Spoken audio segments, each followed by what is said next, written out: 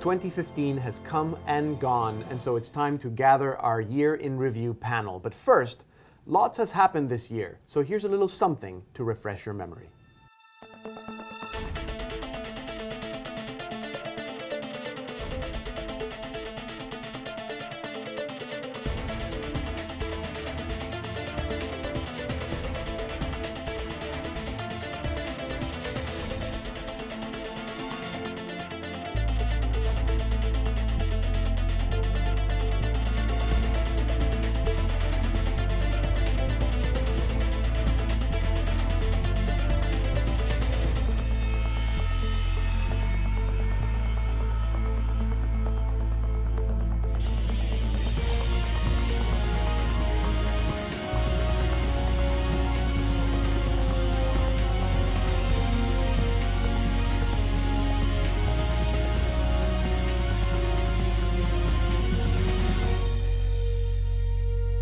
So there you have it. Couldn't end without mentioning the biggest movie of the century right there. Let's cut to the chase. Sitting here with me is our Year in Review panel, a group of Salt and Light producers. Not any new faces for you guys. Sebastian Gomes, Alicia, Ambrosio, and Gabriel, Chow from our Chinese department. Welcome, you guys. Thank you. Biggest news story of the year. What do you think, Sebastian? Yeah, great question. Obviously, to kick it off, I think the Year of Mercy. For me, yes, it has to be the Year of Mercy because this has huge ramifications not only for the church, but for the entire world. And essentially what it is Pope Francis looking at the situation, seeing some of the things that have happened, taken place this year, some of the terrible things, the attacks in Paris, the refugee crisis that's affecting everybody, racial injustice in the United States, whatever you want to call it. And the Pope is responding to this by saying the church has to be a model for and a demonstrator of mercy at this particular moment in history. So the public displays of mercy this year, or I should say, it'll be next year. I was going to say next year. You can't say the same thing. are going to be hugely important, and we'll see how the world responds to the Catholic Church showing that face of mercy to it. Yeah, absolutely. Good, Alicia. Yeah, I was going to say Syria, and I think just because it's. Like the refugee crisis in particular? The whole thing, because it's what we call a story with legs. It is a political situation that gives a lot to talk about. It's causing a refugee crisis that's a lot to talk about, and that refugee crisis is challenging how people of faith are responding. We're seeing people of faith opposing the taking in of refugees and having to be reminded this is the core of our faith. So I think Syria is big for so many reasons. It's pushing so many buttons. There's so many angles and making us respond with mercy. Which is interesting. Yeah, so good. Gabriel.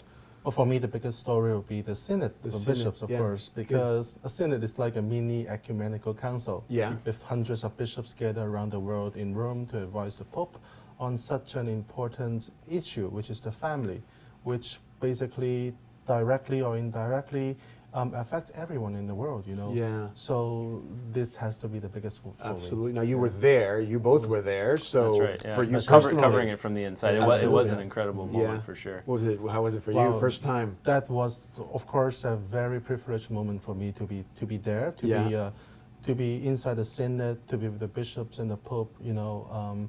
And our jobs, of course, was to interview the bishops and gathering reports there. Such a tremendous opportunity for me. I would just say too, I mean, I mentioned the Year of Mercy and how that I think is going to be huge story that obviously began in 2015 and continues through 2016, but it's connected actually to the Synod. I mean, one of the reasons why the Pope called the Year of Mercy was also because the Synod took place, and he's going to write the final document of the Synod of Bishops on the Family that will be released sometime in 2016, and I think he wants the Church to be receiving that teaching in this context of the Year of Mercy, and so that will determine how we receive it. No, it's interesting because when you mentioned Year of Mercy, I thought that's next year, but everything this year has led to this point where we need to focus on mercy for next year. So it's good. Lots of things. I mean, there's tons of things that happen this year, as they do every year, and I'm always saying, you know, the church has something to say about everything. But we don't always get everything reported. So what would you guys think is the most underreported story this year? Let's start with you again. Yeah, I think it was the 50th anniversary of the Second Vatican Council, and I mean, this is the 50th anniversary. Did you know? We know this was going on. Yeah, so December 8th, the Feast of the Immaculate Conception, but also... You're making a connection with the Year of Mercy again. Everything beginning of the Year of Mercy. That's right. But also the 50th anniversary of the close of the Second Vatican Council. And this year, 2015, is a particularly important year to remember the Council, because it was in 1965, that fourth and final year of the Council, that a lot of the really important kind of difficult documents that the Council was trying to produce were promulgated, were accepted, voted on, and promulgated. Yeah. But the Council has just massive influence on the Church still in the 21st century, 50 years later. It's a council that has not been fully realized, in my opinion. It's something we have to, we're unpacking it. We have to go back to it. And I think, Pope Francis is such a pope of the Second Vatican Council. Everything he's doing, the conversations that he starts, the way that he exercises his ministry, the things that he emphasizes, are all things that kind of come right out of the Second Vatican Council. So we're seeing it realized in a new way with Pope Francis. But I still think, as a church, we don't really celebrate it as much as it probably should, because it was a huge moment in the life of the Church in the 20th century, and will be throughout the 21st And in fact, none of these things that have happened with Pope Francis or Benedict XVI, I mean, none of that stuff would have happened had there not been a second. Satellite television wouldn't exist if there hadn't been a Second Vatican Council. True. So that's good. And he's the expert, so if you want to know anything about the Second Vatican Council, Sebastian Gomes. Gabriel, most underreported story this year. I think I would choose the Vatican Reform. Okay. There's actually a series of reforms in the Vatican, including so like what Pope Francis is doing, exactly. restructuring things. Like we are like there's an ongoing reconstruction of the Roman Curia, so to say, which is probably still going on, and I hope it will be realized sometime next year. Yes. Many popes have tried to do that for many years, but it hasn't really done real changes yet. But change is happening. Yeah. But I think that's the misconception, that there hasn't been any change. Whereas if you look carefully, he's doing it bit by bit by bit, one little piece at a time. And I think it's a case where the way things are the way they are right now, the reason that the Cardinal said we need change is because the structure was so deeply entrenched in the culture, and it's cultural change that needs to happen. Yes. And the option was rip the Band-Aid off fast or do it bit by bit. And it's Titanic. We need to change direction. So absolutely. But other than the Roman Curia, I'm also referring to the financial transparency. It has been developed over the years since Benedict XVI, and it's gone on really well right now, I think. And thirdly, I think it's all the corruption that may be going on in the Vatican, like no one wants those, and Pope Francis is bravely trying to tackle those issues. I think that's a very good sign. It's good, and it does go underreported unless there's a leak. Maybe it's a good thing if it goes underreported. Exactly. Okay, so a lot of these moments, especially with the Pope, they get televised. I mean, everything the Pope does is televised. So, but we're not just talking about the Pope here or the Church, obviously. What do you guys think is the best TV moment of all the things that Pope Francis has done or that you've seen?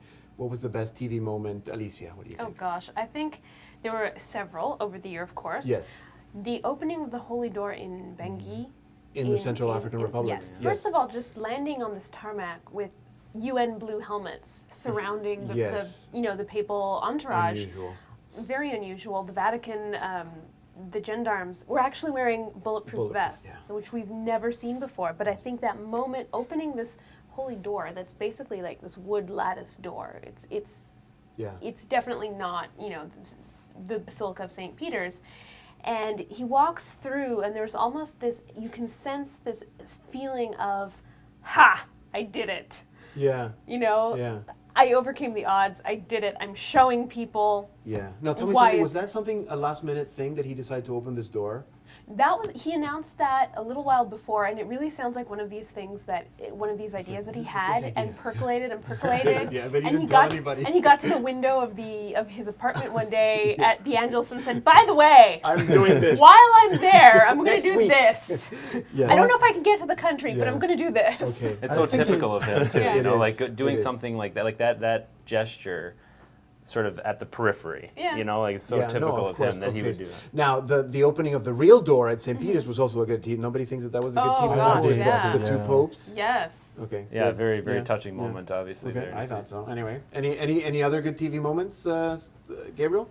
I would also talk about the Holy Door of St. Peter's, because Jubilee is such a rare opportunity of the church. You know, it is like a kairos in time. You know, it is such a special moment, like where grace is overthrown to people. You know, like I really appreciate like a Jubilee. You know, I thought the next Jubilee will be 2025, but then it's happening this year, so I'm really happy about it. And the Holy Door symbolizes opening our door in the heart, you know, to accept like that we can be like the Father. We can be merciful like the Father. Another connection with the Year of Mercy. There you go. It's all about the Year of Mercy. Any good team moment for you, Sebastian? Yeah, I was thinking actually when Alicia was talking, you know, and this whole image of Pope Francis going to the periphery, and I thought immediately of him going in the United States, giving the talk that he gave, the address that he gave at Congress, you know, which is a kind of a different periphery, but also a periphery, because it was the first time a pope had ever addressed the United States Congress. An incredible speech done in English. He obviously had to practice that for a long time, but he did very, very well. And then uplifting those four great American figures, you know, that everybody in the country, you know, they knew something about, you know, over like the Abraham Lincolns, the Martin Luther Kings, you know, and then these two brought it all together. Then these two Catholic, 20th century Catholic figures, Dorothy Day and Thomas Merton, who, you know, might have been a little bit peripheral in the church's, you know, for some mindset.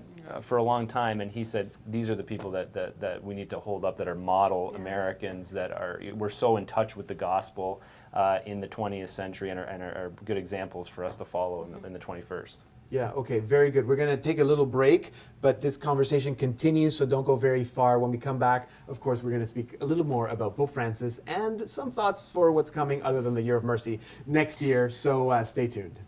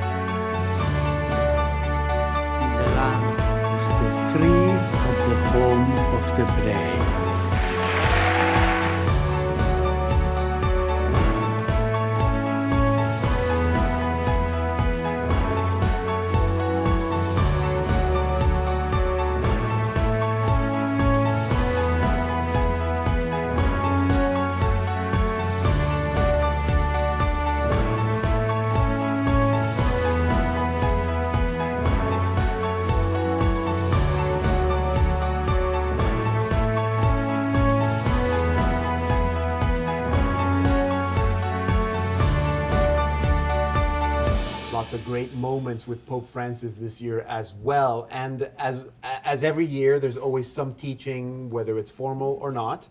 This year we had some formal teaching. So what do you guys think, Alicia? What do you think was your pick for papal teaching this year? Laudato Si. And I agree. Not only because it makes me sing. It's a very famous Italian church hymn that makes me sing by the same name, but it crossed the boundaries of the church. It left the boundaries. It walked out of the sacristy. Right. So this is the teaching on care for a common home. Exactly. The encyclical on human ecology. Just in case people don't know what we're talking about. It drove home the message that this is part of our faith. This is a moral responsibility. But it walked out of the doors of the sacristy, walked out of the doors of the churches, and caught the interest in the hearts and the minds of people of other faiths and people of no faith. Yes. And I think that was the moment where a good chunk of the world realized, oh, they're not so different. They're not weirdos. They care about the same things we do. Yeah. And so now we have this, it's given us a platform for real dialogue, a way to engage the world and the current culture. And after all, what good is the faith if it can't interact with the culture, if it can't answer to the questions of the culture in the world of the day. Absolutely. I agree 100% with Alicia. I think obviously it had the most impact of any document, and not only this year, but in a long time. It's the first document that has had this kind of impact. And just what you were saying, Alicia, made me think of, when you talk to scientists, the scientists who are studying climate change, the people who are saying, look, these things are bad things are happening. We need to change our behavior. Oftentimes they'll say the science isn't enough. The science is provable, but people don't respond to the science. People respond to convert. People convert. There's and a conversion is a change of the heart. Yeah, in fact, he talks about ecological conversion. He talks about ecological conversion, and so scientists are saying, "Thank you, Pope Francis, for giving this moral impetus for people to actually reflect on this." Because if Pope Francis can help in bringing about that conversion in us, people are going to be much more likely to respond and change their behavior, change the way they think about it. Absolutely. So huge. Sorry, there has been a long time since a papal document has been studied by government leaders or by non-Catholics or by the media. Yes. Last time it may be Pachamintera in '63. Yes. And now this is suddenly picking up again. The media is really interested in knowing what the church is teaching. I think this is amazing. Yeah, it is amazing. Did you have another papal teaching, or are you going to go with Laudato Si? I would pick Misericordiae Futus. That's Okay, of course so the bull of this is- benediction of the Jubilee of Mercy. Okay. Your So mercy. this is, And yes, your mercy, again. Yeah. So of course this is a very important document because it's a bull of benediction for the Jubilee of Mercy. It opens up this this Jubilee, and I like it just because it is relatively short and it's very clear language that is accessible but to many. And It was short, yeah. It's profound as well. It talks about mercy, Yeah. in a way that everyone can understand. It's very profound. Yeah. I would really encourage everyone to read it. Yeah, absolutely. I wasn't thinking about mercy as much. I'm very excited about the Year of Mercy, and I was leaving it for next year. But since you brought it up, I absolutely agree. Everybody should read that. You should also read Laudato Si, and you should also watch Creation. By the way, excellent documentary series Best one, I think. made by us. Not bad. Not all stories are Pope stories or directly related to the church. Lots of secular stories. What do you guys think is the biggest secular story, or the secular story that has impacted the church the most? Alicia. I have to go back to Syria. Yeah. I really do have to go back to Syria. It is the biggest secular story right now. It is puzzling world leaders. It is puzzling religious leaders. It's challenging what we believe as Catholics, how we act out our faith. It's challenging our belief that we must welcome the other. It's challenging our concept of who is the other, and at what point do we stop. And it's also, I think it's also challenging our relations with other faiths, because we are seeing, sadly, within the Christian world, a misconception that ISIS is Islam. Yeah. And so that will affect our relations with the Muslim world. Yeah. And I would pick up on that. I think the refugee crisis is what I was thinking about as the most interesting kind of secular story, and it's because, like you said, it has this direct impact on the church, and we as a church have to respond to it. But it manifests itself in all these different ways. So yes, we have the question of how the church receives them, and I know, I was listening to some stories about what's happening in Hungary, which is one of the first places that a lot of the refugees land when they come in into Europe, and even the church, the bishops of Hungary, are saying, no, we can't let these people in. Whereas, and then you have Pope Francis saying every Catholic parish in Europe needs to take in a Syrian refugee family. Yeah. So there's internal struggles there. But it has even farther-reaching ramifications. There's this very interesting story in the United States about the Catholic communities trying to bring in Syrian refugees, but some, especially Republican politicians, governors in certain states, saying, no, we need to shut our borders because we don't trust the federal security under the present administration. Syrians, or only if they're Christians Christians, can but come in. not Muslims. So you're starting to see heads butt and questions of religious liberty being raised. Is the church free to do its work? But what we're seeing there is also a fundamental misunderstanding of what this is. We're seeing a misunderstanding of the assumption that ISIS is Muslims, whereas we're Yeah, seeing the it's a Muslim community complete- saying yeah, this is not our yeah, faith, this is not our absolutely. religion. Yeah, and I There's think a that serious, yeah. I think there's a serious re-education that needs Yeah, to and happen. that it's beginning, and I think we have a responsibility to do it as well. Anything else? I would say climate change, just because Climate this is change. happening every day. Yeah. Like, you can see this every day on the news, Not only because of Laudato Si, but because this is a Yeah. real issue Yeah. that we need to tackle. Yeah, absolutely. Climate. Yeah, Laudato Si is not just about climate change, but yeah. Okay, so climate change. Okay, good. Moving on. Personally, for you guys, 2015, one maybe important moment for you, Sebastian, or significant moment. For you.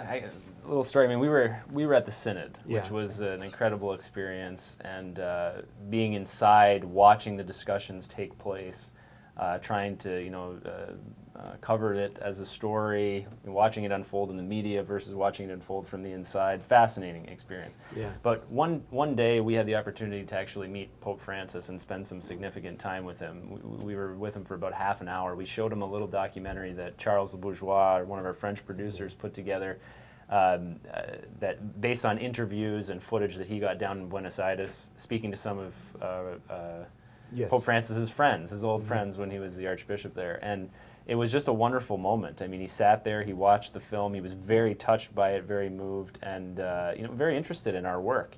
And so it was just a delight. And I just couldn't believe that he spent, Gabriel, He you were was there like too. a grandfather to us, like Yeah. he's sitting in the middle while we surround For like him. half an hour, That's right? right. Yeah, he spent 30 minutes with us, that's which amazing. is incredible. I mean, that's so rare of an opportunity. But he's a wonderful man, he's so accessible and approachable. And when you're with him, he makes you feel really calm and at ease. I mean, he's just like you said, kind of a grandfather figure. So that was, personally for me, that meant a lot. Yeah, good. Alicia, for you, most significant moment.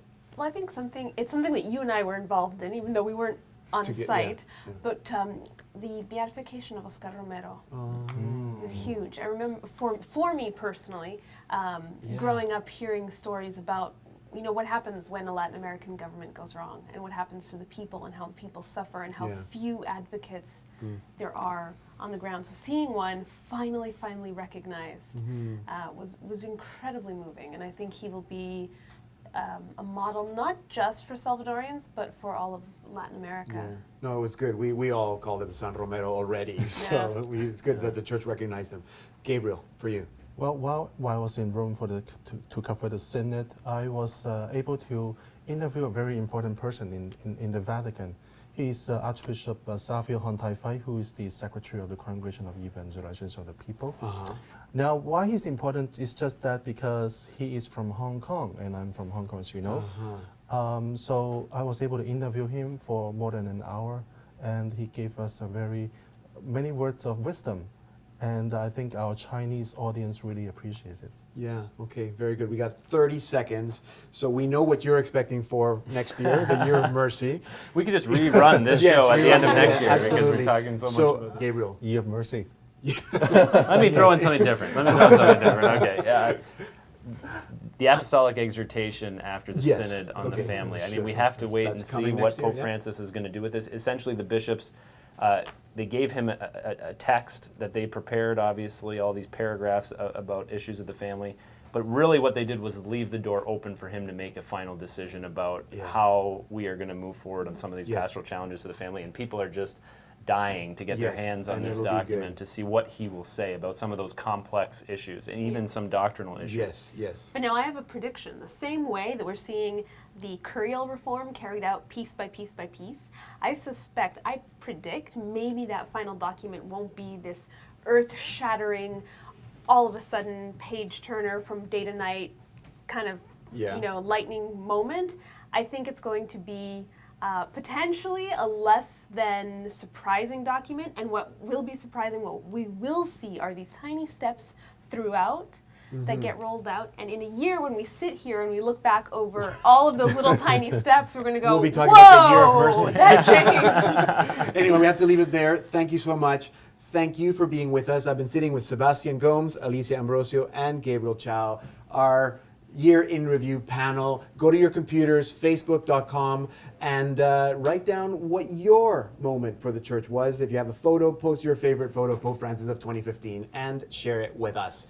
thank you for being with us tonight, and may God continue to bless you and your family in 2016.